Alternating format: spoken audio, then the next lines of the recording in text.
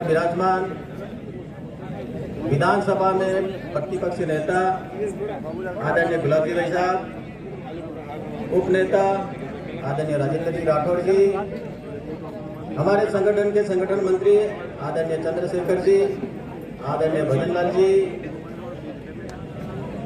आबू पिंडवाड़ा के विधायक भाई समाराम जी, रेवदर से विधायक भाई शक्सीराम जी, मंच पर विराजमान समस्त अतिथि बंधुओं, दूर दराज से आए हुए भाइयों बहनों, युवा मित्रों, अभी हमारे पूर्व वक्ताओं ने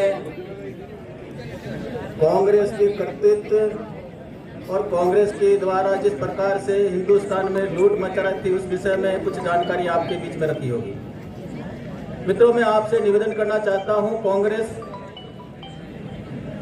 लोकतंत्र स्थापित हुआ, देश आजाद हुआ 47 में, 47 के बाद में हिसाब से हिंदुस्तान की धरती पर 50 से 55 साल तक वार्ड पंच से लगा करके प्रधानमंत्री भी बनाए और हर 5 साल के बाद में चुनाव होते। मित्रों, देश का मालिक जनता जनार्दन हर 5 साल के बाद में मतदान करता है और लोकतंत्र में नेता से अपेक्षा होती है कि जीत के जाएगा, हम लोगों के लिए कुछ विकास के काम करेगा, हमारे भलाई के काम करेगा, देश का भला करेगा। लेकिन कांग्रेस ने जब भी चुनाव आते और कोई नारा लेके आते, कभी नारा लेके आए अगर हमारी सरकार आएगी तो देश से गरीबी मिटा देंगे, फिर कभी आए अगर हमारी सरकार आई तो देश से हम बेरोजगारी खत्म कर देंगे। मित्रों,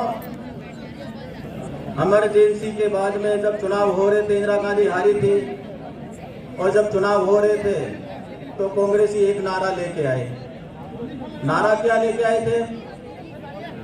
उन्होंने देश के सामने पेश किया कि इंदिरा जी आई है, नई रोशनी लाई है, इंदिरा जी आएगी, गरीबी मिटाएगी। और हिंदुस्तान की जनता ने सोचा अगर इंदिरा जी प्रधानमंत्री बनेगी और बनते ही रात भर में ऊपर से नोटों की बरसात करेगी और हम सब लोग रातों रात लखपति हो जाएंगे, हिंदुस्तान की जनता भुलावे में आकर के उन्होंने वोट दिया। मित्रों, आज भी कांग्रेस इतने सालों के बाद में भी गरीब हटाने की बात करती है। मित्रों, आज भी कांग्रेस कहती है कि हम देश से युवाओं को बेरोजगार खत्म कर देंगे, लेकिन आज भी कुछ नहीं हुआ। मित्रों, जब भी चुनाव आते और चुनाव आने से पहले वो क्या करते, सड़कों पे धूला डालने का काम करते थे और धूला डालने का काम करते थे। पहली बारिश के बाद धूला गंगा जी चला जाता था, न काम दिखता था न काम होता था। मित्रों, वैसे के वैसे हमारी स्थिति रहती थी। मित्रों, अभी आपने देखा होगा कि अभी चुनाव हुए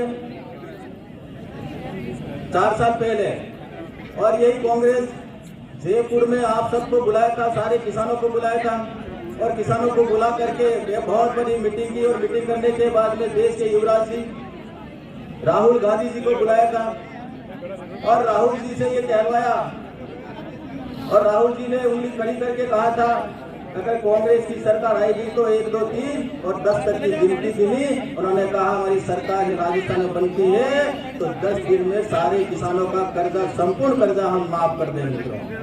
मित्रों, मैं आपसे पूछना चाहता, आप किसी का कर्जा माफ हुआ? किसी का कर्जा माफ हुआ नहीं। और फिर उन्होंने कहा अगर हमारी सरकार बनती है तो राजस्थान में जितने भी बेरोजगार युवा हैं उन सारे के सारे बेरोजगार युवा को हम बेरोजगारी भत्ता देंगे। मित्रों, इस प्रकार से युवा को भी छलने का काम किया। जब विधानसभा सत्र चालू हुआ, हम लोगों ने पूछा गहलोत साहब आप मुख्यमंत्री तो बन गए हो, लंगड़ी सरकार है, लेकिन आप जनता जनार्दन से वादा किया था कि किसानों का संपूर्ण कर्जा माफ करेंगे, तो आप कर्जे का क्या हुआ? मुख्यमंत्री जी हमसे कहते हैं कि मैंने हिंदुस्तान की सरकार को पत्र लिखा है कर्जा माफ करने के लिए। हमने कहा भैया आपने पहले प्रधानमंत्री से ये थोड़ा पूछा था कि अगर मैं मुख्यमंत्री बनूंगा तो तुम कर्जा दोगे तब जाकर के मैं राजस्थान के किसानों का कर्जा माफ कर, ऐसा तो नहीं कहा था। आपने तो कहा हम संपूर्ण कर्जा माफ करेंगे। हिंदुस्तान के प्रधानमंत्री से पूछ करके आपने नहीं किया था कि आप पैसा दोगे तो माफ करेंगे।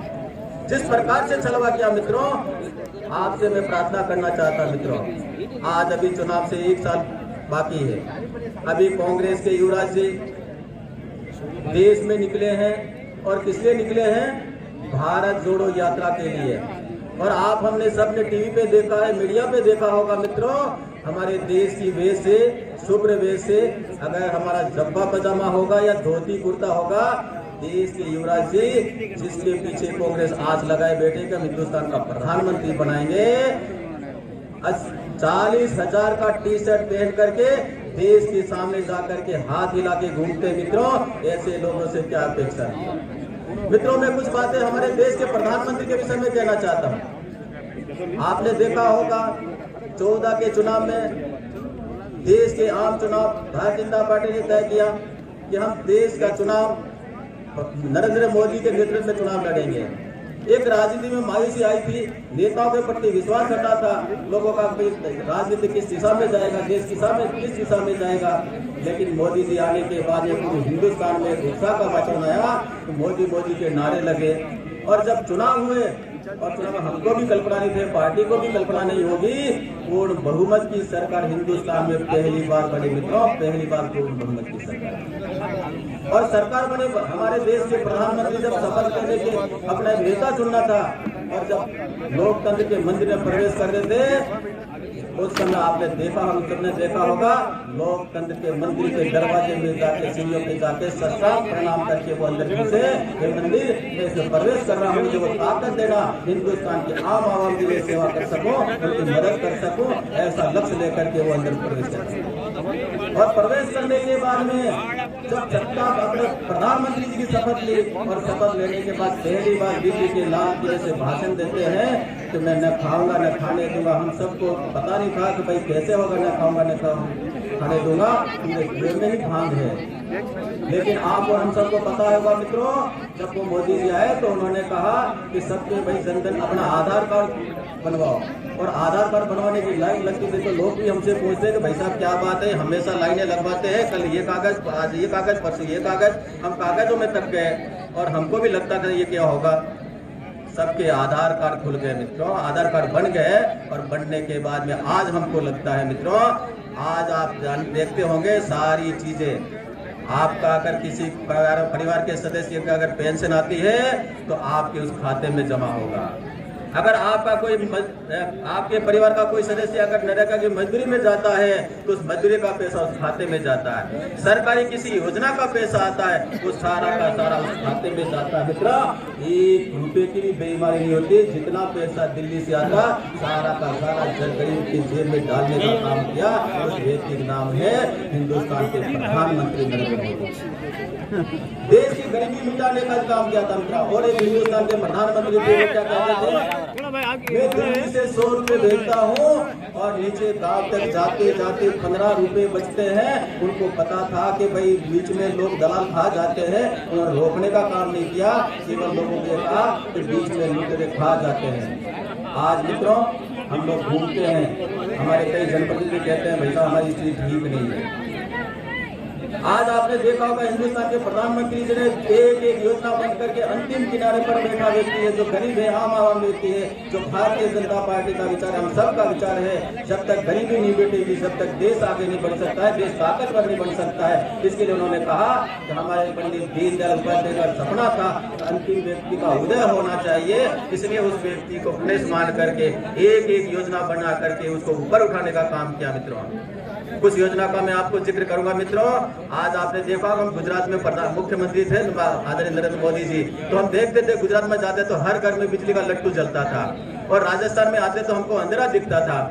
लेकिन आज हम दावे के साथ कह सकते हैं हमारे प्रधानमंत्री जी ने सौभाग्य योजना जैसी योजना बना करके, पंडित दीनदयाल कुटीर ज्योति योजना बना करके एक एक व्यक्ति को बिजली से जोड़ने का काम किया। मित्रों, और उन्होंने कहा ठेकेदारों को जाइए, पैसा मैं देता हूँ, उस गरीब के घर पे बिजली का लट्टू लगाओ और उसमें उसका खंभा भी ले जाओ, खड्डा भी खोदो, खंभा खड़ा भी करो, लाइन भी खींचो, लाइन खींच करके मीटर लगा के उनको दो, 1 रुपया करीब का नहीं लगता। मित्रों, आज मैं दावे के साथ कह सकता हूँ जहाँ पर भी निकलते हैं रात को तो पूरे गांवों में बिजली का लट्टू जलता हुआ दिखता है। ये किसी का नाम है तो हमारे हिंदुस्तान के प्रधानमंत्री नरेंद्र मोदी का।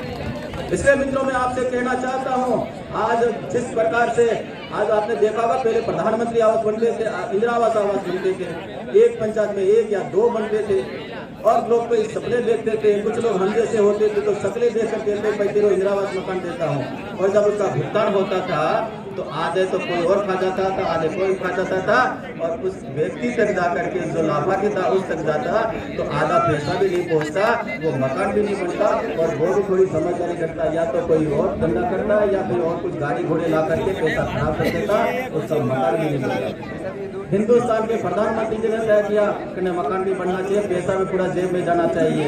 आज आपने देखा होगा प्रत्येक गांव में कहीं न कहीं प्रधानमंत्री आवास का पक्का मकान दिखने आता है मित्रों, जिसके पीछे कारण है हमारे देश के प्रधानमंत्री जी ने कहा कि भाई जहां पर भी आप मकान बनाओगे वहां जियो टैग करके ऑनलाइन करो, और ऑनलाइन करने के बाद जब कुर्सी भर दोगे तब आप सीधा वापस ऑनलाइन करोगे तो वो पैसा आपके खाते में आएगा। और अगर आप छत लेवल का करोगे वहीं जाकर के फोटो खिंचाओगे तभी आपका पैसा आएगा, थोड़े बहुत भी दाएं बाएं हो गए तो आपका पैसा नहीं आएगा मित्रों। इसलिए पूरा पक्का ताबीज कर दिया, जितना पैसा पूरा लगे और उस व्यक्ति का पूरा मकान भी बने, इस प्रकार की व्यवस्था है मित्रों। इसलिए आज गाँव में हमको मकान देखने आपने देखा कभी ये कांग्रेस कहती जय किसान जय जवान का नारा लगाते थे, आप और हम सब जानते हैं इन्होंने इतने साल राज किया, किसान का कभी भला किया नहीं। हिंदुस्तान के प्रधानमंत्री जी ने कहा किसान जब वावनी आती है तब देखता है मेरे पास पैसे की खाद की चलाओ, बीज की चलाओ। प्रधानमंत्री जी ने किसान सम्मान निधि योजना बनाकर कहा कि प्रति वर्ष 6,000 रुपए 2,000 रुपए 3 किस्तों में हमारे सारे देश के किसानों के खाते में डालने का काम किया। हमारे प्रदेश के मुख्यमंत्री ने हमारे राज्य के किसानों को पैसा न पहुंचे इसके लिए उस काम को पूरा नहीं किया। हमारे किसानों के खाते ऑनलाइन करना था, खाते ऑनलाइन नहीं हुआ, इसके लिए आज भी कई किसान हैं जिनके किसानों के खाते में 6,000 रुपए नहीं आते हैं, जो सीधा का सीधा दिल्ली से आपके लिए आता मित्रों, उसको भी रोकने का काम किया। आपने देखा होगा प्रधानमंत्री जी का सपना है कि प्रत्येक व्यक्ति के घर पे नल से पानी भरे, क्योंकि शहर में नल से पानी आता है, गांव का आदमी एक आधा किलोमीटर अपनी महिला पानी लेने के लिए जाती है, उनका सपना था प्रत्येक व्यक्ति के घर पे नल योजना पहुंचाए। जनता अपने जल शक्ति मिशन के लिए घर घर जल योजना की योजना बनाई, और बनाने के बाद में कांग्रेस की सरकार मुख्यमंत्री अशोक गहलोत आज भी रोक के बैठा है। आप गुजरात में जाके देखेंगे मित्रों तो कई तो टंकियां बन गई है, पाइप लाइन कर गया है, और राजस्थान में काम शुरू ही हुआ है। समय ज्यादा हो गया है, संचालक महोदय के सामने आ गए, इसलिए मैं बहुत ज्यादा नहीं कहकर मेरी बात को है धन्यवाद। जय भारत। बाबूलाल जी, आपने बहुत बड़ी बात कही है कि 2014 से पहले एक देश में मायूसी थी। राष्ट्रवादी जो लोग थे वो इस बात को सोचने को मजबूर थे कि आखिर देश का क्या होगा। बहुत बड़ी बात आपने कही है। निश्चित रूप से आज जिस स्थिति में देश आगे बढ़ रहा है और विश्व में 5वें नंबर की और 4थे नंबर की शक्ति बन रहा है, आपने सही कहा, लोग इसको सोचने को मजबूर हो गए थे। मैं आग्रह करूंगा हमारे सुरक्षा